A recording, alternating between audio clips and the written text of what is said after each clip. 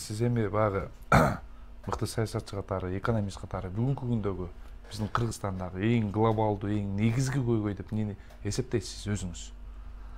Ең негізгісі бүгін коронавирустың кесепетінен 2 жылдан ашық созылып атат. Биздин жакап элибизде коңшу өлкөлөр менен жана башка соода садык маселеси 80% токтоду десек болот. Границалардын жабылышы. Бул бизде гана көз караш эмес, бул бүт дүйнө жүзүндө болуп аткан глобалдуу нерсе. Ушуну биз кантип сактап калышыбыз керек. Мына баанын өскөнүн кесепети да ушудан. Себеп дегенде мен жаңа айтып кетпедимби? Биздин керектелүүчү товардын 80% импорт болгондон кийин анын баасын биз регулировать эте албайбыз. Себеп биздин ишкерлер барып башка өлкөдөн сатып келгенде алар койгон баада алып келебиз. Алып келгенден кийин анын пайдасын коюп сатыш керек да. Ошон үчүн биз эмне кылышыбыз керек? Биз буларды кысканда бааны көтөрбөйсүң жана башка десең, булар банкрот боло берет. Банкрот болуп кайра жаңкы баа өсө берет.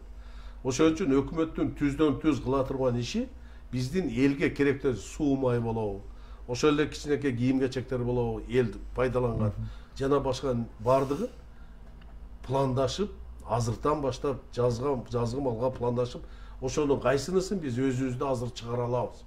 Ошондо гана бааны сактап кала алабыз. Болбосо биз мына суу май көтөрүлүп кетти, шекердин баасы көтөрүлдү. $10 миллион чет өлкөгө котордук, ошоктон алып келдик. Туурабы? Туура. Сом которгон жокпуз го. Бирок аны менен биз убактылуу токтоттук баанын өсүшүн. Бирок бул түгөнгөндөн кийин кайра дагы көтөрүлөт да. Дагы бюджеттен жөнөтсөк, дагы банкрот болобуз. Ошон үчүн биз ички экономикабызды көтөрмөй сайын мунун баарын регулировать этиш кыйын боло берет bundan нары. Ошон үчүн суу майды жана башка биз өзүбүздө чыгарат. Этти, ушулардын бардыгын биз ушунча жылдан бери айтабыз, эмне үчүн мясокомбинат курулбайт деп. Нарынга бирди куруш керек. Тоолуу райондордо. Ысык көл тарапка куруш керек. Мына балык өстүрүп атышат. Анын бардыгын жөнөкөй эле серебе кылбай, ага холодильник менен муздатчык кылып, сразу муздатчык кылып, аны экспортко сактаганды үйрөнүшүбүз керек. Ош тарапка курушубуз керек, тоолуу райондорго. Жалал Абад тарапка куруп койсок, ушул 4 мясокомбинатты курсак, жок дегенде Кыргызстаныбызды консерва жана башка менен эт менен өзүбүздү камсыз кылып калбабыз. Колбаса жана башка менен. Баткен тарапка эмнени курушубуз керек? Өсүмдүктөр жана башка өсүп атат, помидор. Ушулардын баарын консервация кыла турган. Муну биз күндөлүк турмушта колдонуп атабыз да. Сиз экөөбүз барып магазинден сатып алып атабыз. Себеби анын бардыгы кайсы жерде чыккан? Чет өлкөдө чыккан. Швейниктердин бардыгын бүгүн швейниктер катуу өсүп атат, жакшы иштеп атышат. Алардын бардыгын мамлекет бир парк кылып, чоң бир промышленный зона кылып куруп бериш керек дагы. Ошонун ичине алып келип, керекпи? Бекер отуруш керек. Бекер отурсун. Себеп дегенде ошол жумушчу местаны канча адам иштеп атканын билебиз. Ошолордон түшкөн кичине салык болсо да бюджетке түз барып түшөт. Аларга жок дегенде жаңкы тигүүчү машинесин, материалын, топчусун жана башка мамлекет тараптан жардам берип алып келгенге ыңгайлуу шарт түзүп беребиз. Себеби булардын чыгарган продукциясынын бардыгы чет өлкөгө кетип атат, бизге валюта кирип атат. Биз ушуну көп жылдан бери айтып атабыз, бирок ушуну куруп бере албай атабыз да. Менин жөнөкөй гана айткан сөзүм, ар бир тармакты анализдеп Кыргызстанга мындай караштырып, ошонун бардын кантип кичинеден баштап ушуну жасай баштасак, ошондо мен ойлойм бир жеңишке жетебиз деп.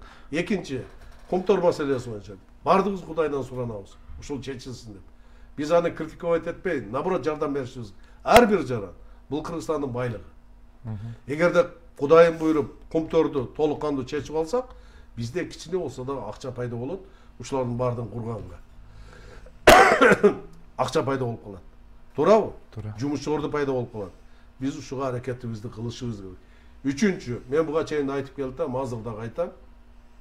Энергетика, Газпром, мисалы Газпромду Путин келгиче, Владимир Владимирович, Газпром дочерный ар нерсе болуп чачылып кеткен, мунун уставной капиталы баасы $400 миллион түзгөн. Анын бардыгын топтоп туруп мамлекет өзү контролго алды. Бүгүн Газпромдуку $400 миллиард ашык. Анын баасы. Энергетиканы биз чачып салдык. 4-5 компания мунун бардыгын бириктирип, күчтүү менеджерди коюп, мамлекет өзү көзөмөлдү алса, бул биздин байлык болот. ошодон түшкөн мисалы 4 директорду кармагандан көрө 1 директорду кармаган жакшы да. 4 бухгалтерди. Анын ар биринин замы бар. Аларга кеткен акча бар, машинеси бар, зданиялар бар. Бирөөнү кармасак бул бай болот да мамлекеттен берсек. Канчалык энергону күчтүү бай болсо, ошол Токтогул КСин жана башканы буларда мүмкүнчүлүк пайда болуп калат. IPO-го чыгарсак болот. Мунун акциясын элге сатсак болот.